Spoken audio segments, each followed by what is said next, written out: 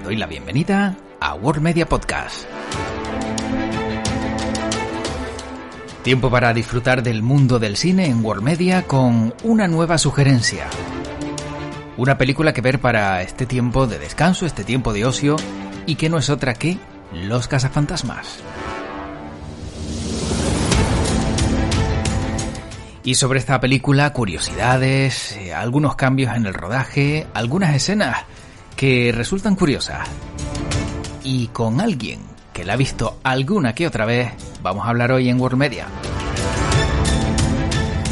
Y como no podía ser de otra manera, si hablamos de fantasmas, aunque en este caso son buenos, quien sabe de esto es Manu Díaz. ¿Qué tal, Manu? ¿Cómo estás? Hola, ¿qué tal? ¿Cómo estamos? Encantado de estar por aquí una vez más. Bueno, encantado de saludarte, aunque una vez que me proponías hablar en este tiempo de ocio de una película para recomendar a la persona que está escuchando este podcast, claro, cuando ve unos fantasmas ya enseguida, y conociéndote, pues no piensa bien, pero cuando hablamos de cazafantasmas o los cazafantasmas, la cosa cambia. Sí, bueno, en este caso, si mi madre escucha este podcast dirá, bueno, ya está otra vez con Casa Fantasma. Ah, sí, ¿pero por qué? Porque para ti es algo espectacular, o sea, algo de... ¿Tu película favorita? No. Bueno, digamos que en aquella época ya lejana, pero aún muy querida del VHS, siendo uno adolescente, pues mi madre tenía la impresión de que cada vez que entraba en la sala y yo estaba viendo una película, esa película era Casa Fantasma. y la verdad es que no puedo negarle tampoco del todo la evidencia. Bueno, o sea que para ti, vamos, una película icónica.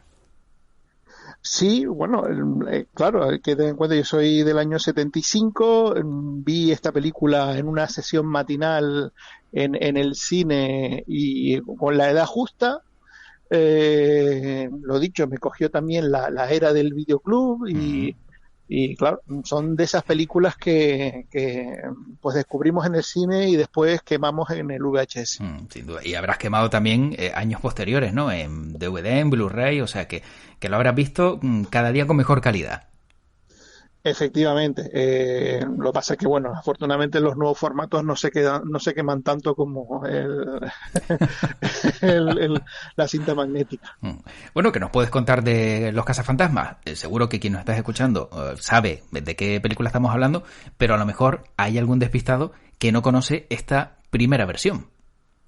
Bueno, pues decir que efectivamente es una película de 1984, una película que combinaba fantasía y comedia, y lo hacía, la verdad es que lo hacía de una manera inesperada, porque es una película que funcionó muy bien, digamos, por así decirlo, para todos los públicos, pero también se le acusó de que realmente no era una película para todos los públicos, porque las partes de los fantasmas, salvo alguna excepción, como bueno, el famoso Slimy, el fantasma verde, los fantasmas que aparecen están pensados para que den miedo. En la secuencia inicial en la biblioteca, a pesar de que estamos en una comedia y que tiene toques de humor, tiene también elementos de terror. Y también, pues bueno, es una película que viene pues del éxito del Saturday Night Live, que recordemos es uno de los programas más veteranos de la televisión estadounidense, un programa de humor que ha sido un poco la cantera de los grandes humoristas estadounidenses, y que bueno, digamos que Cazafantasmas fue de las primeras películas que permitió a estos humoristas dar el salto a la gran pantalla con una superproducción detrás. Previamente, evidentemente, había habido otras, pero siempre con un presupuesto más modesto y que eran pues íntegramente comedia. Cazafantasmas abría la línea hacia otro género. Y pues bueno, digamos que estos humoristas del Saturday Night Live pues estaban acostumbrados también pues a un tipo de humor un poco más adulto, y en la película pues hay algunos momentos que quizá pues no son para los niños, pero a nivel de humor me refiero. Sí, pero sí. bueno, y ahí yo quedaron. recuerdo alguno, bueno, era la década de los 80, y en aquel momento pues bueno, digamos que a los niños de aquella época se nos permitía ver algunas cosas que hoy en día estarían totalmente prohibidas.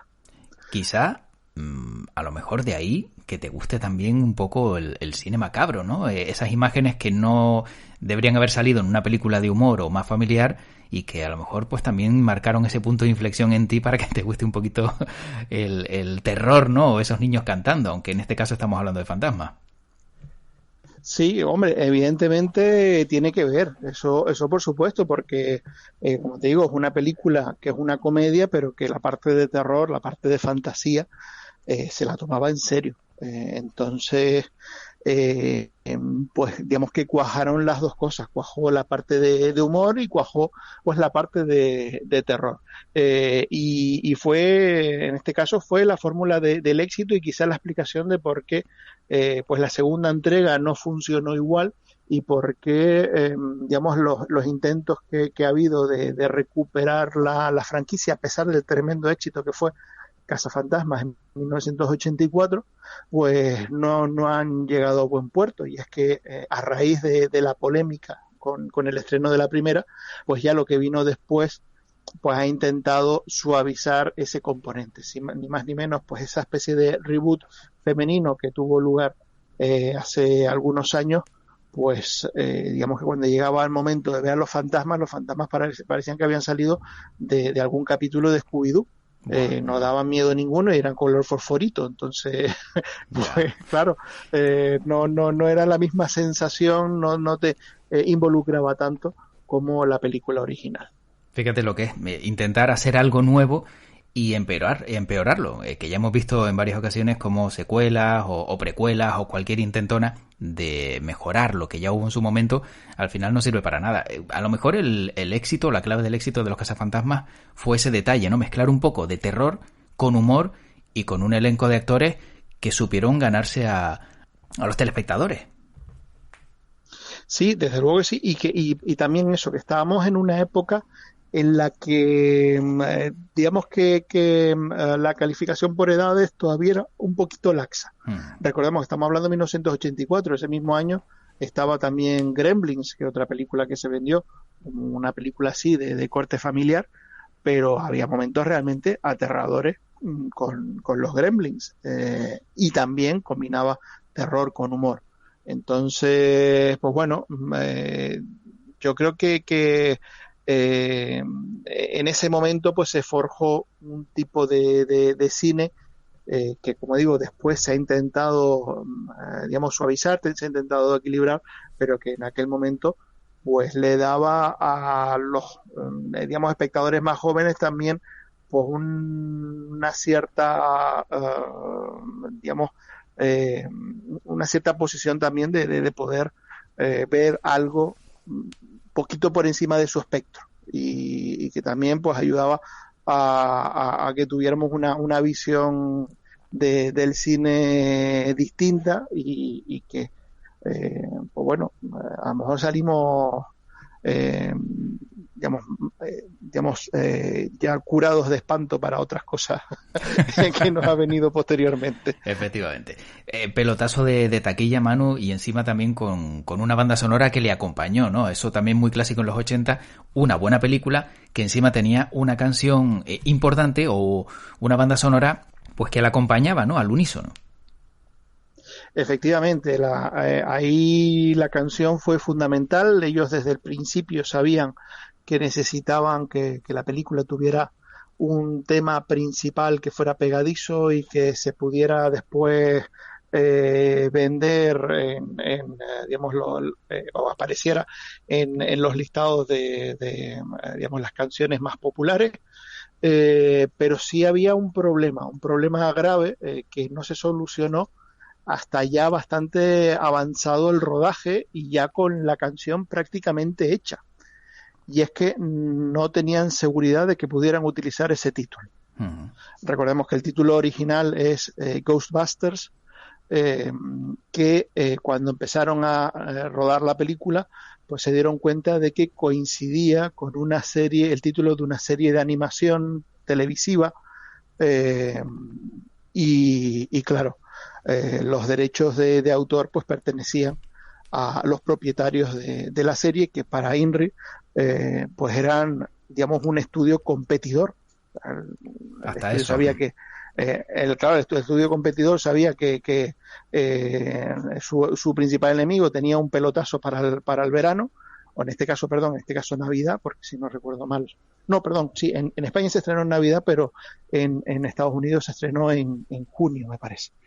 Pues tenía un pelotazo ahí para el verano y había que buscar la forma de torpedear esa posible competencia y se negaron a darles el permiso para utilizar el nombre Ghostbusters.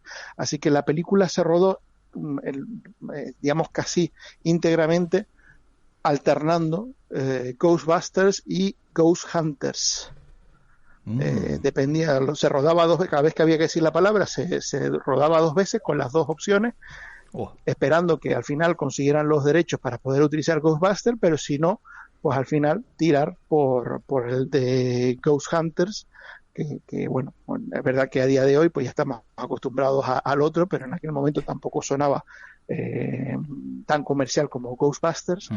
Y encima pues la canción también tenía que pues adaptarse a ese posible problema. Claro. Al final llegó un momento que el director Ivan Reitman, recordemos que al final de la película hay un momento en el que ellos llegan escoltados y hay una multitud que está vitoreándoles y todos están gritando Casa Fantasma, Casa Fantasma.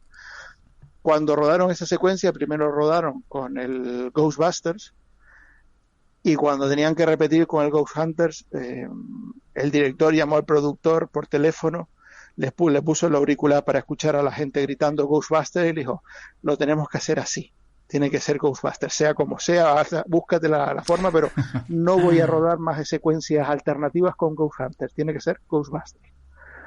Y así fue, la verdad que al final lo arreglaron, digamos, de la manera más... digamos, con el dinero, no exactamente, digamos, por las influencias. Al final resulta que el productor inicial que arrancó el proyecto de Cazafantasmas dejó su trabajo y se fue a trabajar para la competencia.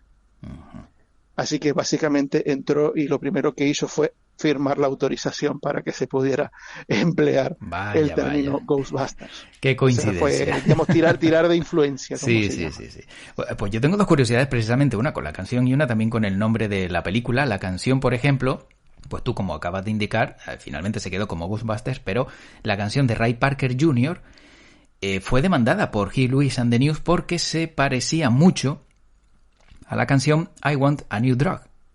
Claro, dijeron, oye, esta canción me la has copiado, sí, le has cambiado la letra, le has dado quizá otra forma, pero era muy muy parecida. Sin embargo, bueno, al final todos conocemos el éxito que tuvo la canción y todo el mundo la conoce, y quizá la de Huey Lewis and the News solo los más expertos, los más melómanos, pues la pillan. Y sobre el nombre de la película, Manu, corrígeme si no estoy en lo cierto, pero buscando información también, parece que la película en un primer momento se iba a llamar también Ghost Smashers, porque era una idea de John Belushi y Dan Aykroyd. Claro, John Belushi muere, pero todo esto estaba relacionado con una película que iba a ser, y te habría encantado, más terrorífica, porque la familia de Dan Aykroyd pues estaba muy relacionado con el ocultismo. Es más, un ancestro de Aykroyd había sido medium en el siglo XIX. Sí, bueno, de hecho, Dan Aykroyd es una de las mayores eminencias en lo que se refiere a ocultismo en Estados Unidos. Ostras. Dan Aykroyd es tres cosas en Estados Unidos. Uh-huh. Es uno de los cómicos más populares. Es uno de los mayores melómanos del blues, recordemos que es un Blues Brothers, ¿cierto? Junto con John Belushi precisamente, y como tú bien dices, por esa herencia familiar tiene desde pequeño una pasión absoluta por el mundo del ocultismo y los elementos sobrenaturales, las referencias a nombres concretos que aparecen a lo largo de la película, no son inventados. Son sacados de libros de ocultismo de la biblioteca de Dan Aykroyd. Y Dan Aykroyd siempre fue muy persistente en el hecho de que toda la parte sobrenatural, aunque sea de fantasía y aunque sea de comedia, tenía que estar bien hilada, que no tenía que ser una cosa, una fantochada, sino que realmente tenía que ajustarse a un poco a los escritos sobre ocultismo. De hecho, en la segunda entrega aparece que el personaje de Dan Aykroyd, Ray, está retirado de la casa de entes sobrenaturales y regenta una librería especializada en libros de ocultismo. Esa librería es de él. Fíjate. Es de Dan Aykroyd. Bueno, y la rodaron en su librería. Sí, sí. O sea, así más hizo O sea que, autopromo. Sí. Efectivamente, efectivamente. Bueno, y con lo que dices tú, efectivamente, al principio la idea, Dan Aykroyd y John Belushi eran los Bruce Brothers, tenían una química y una amistad muy especial desde sus tiempos en Saturday Night Live.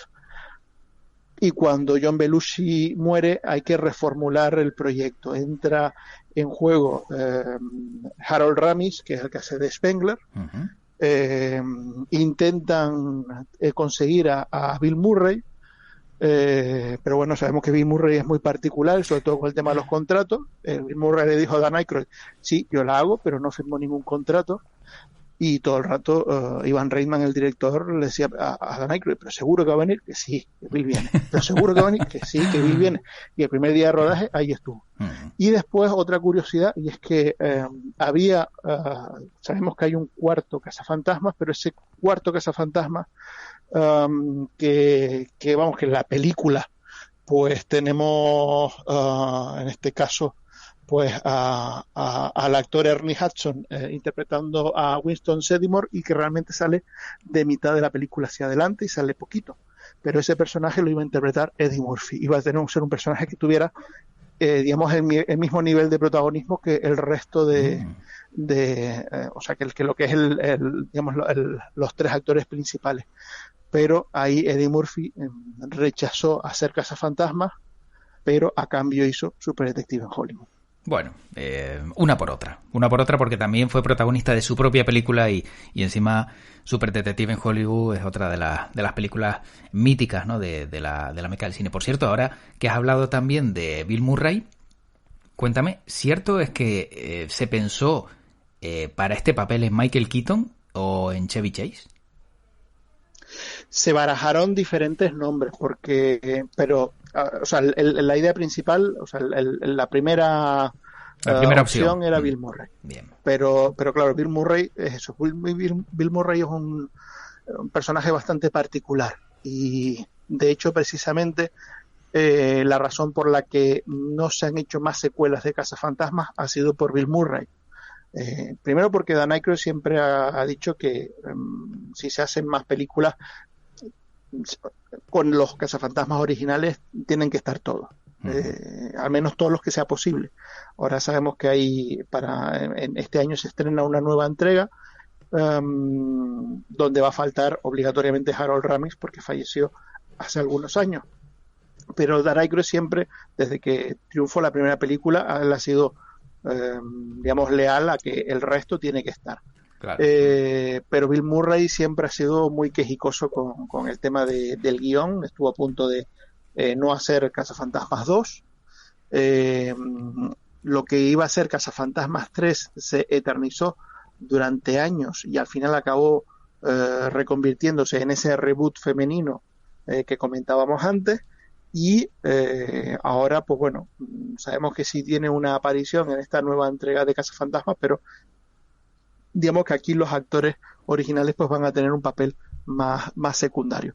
Y claro, ante la posibilidad de que Bill Murray hiciera una de las suyas, pues se barajaron otros nombres como alternativa, pero siempre con la prioridad de que ese papel lo tenía que interpretar Bill Murray. Bueno, Manu, para acabar, siendo una de tus películas favoritas o una de las películas que marcó tu juventud, ¿con qué parte te quedas de la película? ¿Cuál crees que para ti es la parte que más te ha gustado de la misma? Bueno, la verdad es que yo tengo evidentemente muchísimos apartados que me encantan, pero yo creo que ese final enfrentándose a a la imagen de Marshmallow en versión gigante y demoníaca, pues es absolutamente sublime. Ese momento ahí de ese marinerito de merengue de 10 metros de altura aplastando la ciudad de Nueva York, yo creo que eso es historia del cine también. Sin duda. Bueno, pues la verdad que es una película muy muy recomendable. Hablamos precisamente de una película de hace 37 años, pero que si la ven a día de hoy y encima con esa banda sonora, no les va a defraudar. No va a defraudar a nadie y es una buena recomendación para disfrutar en tiempo de ocio. Efectivamente, bueno, y ya, bueno, efectivamente tenemos ahí esa canción de Ray Parker Jr., pero tiene otras canciones también fantásticas, y destacar la música de Elmer Bernstein, que también un grandísimo compositor y que en los 80 apostó por la comedia y aquí ofreció también un trabajo estupendo. Pues Manu, apuntado queda para ver también Los Cazafantasmas, volver a verla, que algunos la hemos visto. No creo que te superemos nunca, porque seguro que tú has pasado el contador varias veces y has vuelto otra vez a cero, pero es una de las películas que merece la pena ver y entretiene, asusta y encima pues acompaña con esa buena música. Manu, pues vamos a ver qué nos ofrece el siguiente podcast, cuál es la recomendación y de qué vamos a hablar, porque día a día son temas que van saliendo y que cada día disfrutamos más en este podcast de World Media. Bueno, vamos a intentar que la próxima sea más cercana en el tiempo y así no quedamos de viejuno. Sí, es verdad. Ahora mismo nos dan el carnet del inserso y ya nos jubilan. Bueno, Manu, como siempre, un placer. Disfruta del cine y que tu podcast te acompañe. Pues larga y próspera vida el podcast. Cuídate, un abrazo, hasta luego. Hasta luego.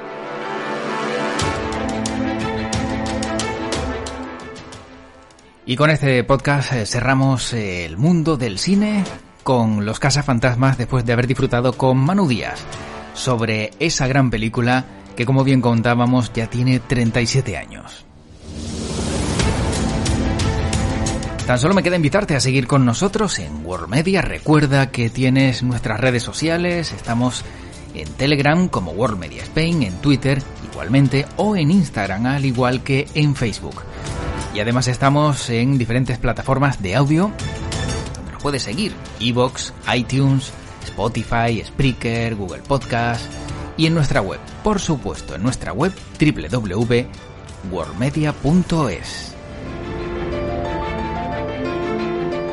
Dentro de nada nos volvemos a encontrar en este podcast de World Media en el formato Filmcast. Soy José Luis Martín y espero que hayas disfrutado de este ratito. Y ahora el lema es para ti: que tu podcast te acompañe.